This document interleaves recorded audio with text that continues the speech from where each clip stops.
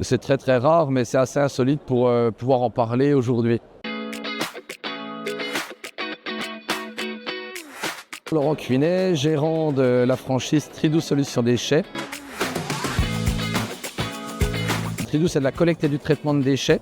On débute, ça fait 1 an et demi qu'on existe, on a seulement 8 franchisés. On a commencé à Besançon, donc dans l'Est, d'où mon accent franc-comtois. Il n'est ni suisse ni belge, mais on n'est pas loin de la Suisse quand même. Je suis allé chercher les 5 premiers franchisés autour de chez nous, au mois d'octobre 2023.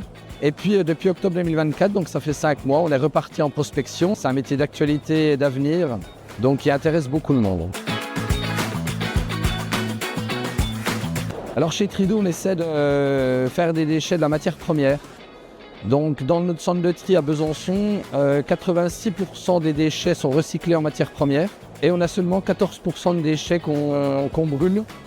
Un exemple, un sac à dos par exemple, il y a 3 matières dans un sac à dos. On ne va pas s'amuser à le découper et le démanteler. On va le brûler pour en faire de la chaleur et de l'électricité. C'est pas facile de répondre à cette question parce qu'il y a quand même plusieurs fonctionnalités qui m'intéressent. À la fois, on peut dessiner le secteur géographique. Nous, on va chercher des prospects franchisés. On vise des codes NAF d'entreprises de transport et de travaux publics de plus de 3 à 4 millions de chiffres d'affaires. Donc, ce Mappen nous permet d'aller chercher tout de suite ces prospects-là.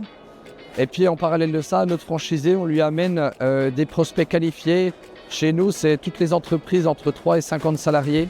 Et franchement, la base INSEE derrière le logiciel SMAPN et comme SMAPN l'utilise, nous permet d'aller très vite et d'apporter à nos franchisés une vraie base de données qualitative et professionnelle.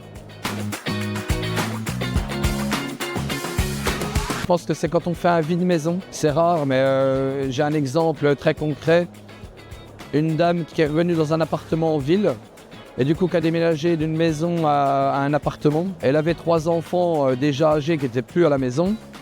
Et du coup, elle a tout vidé, elle a pris ce qu'il lui fallait dans l'appartement, elle a tout vidé, le reste dans la benne. Il y avait tous les objets neufs, des consoles, des Wii, des niches à chiens, etc. Je ne vous cache pas que tout a été réutilisé par mes salariés. Voilà, parfois on rencontre ce genre de déchets qui n'en est pas en fait. C'est très très rare, mais c'est assez insolite pour pouvoir en parler aujourd'hui.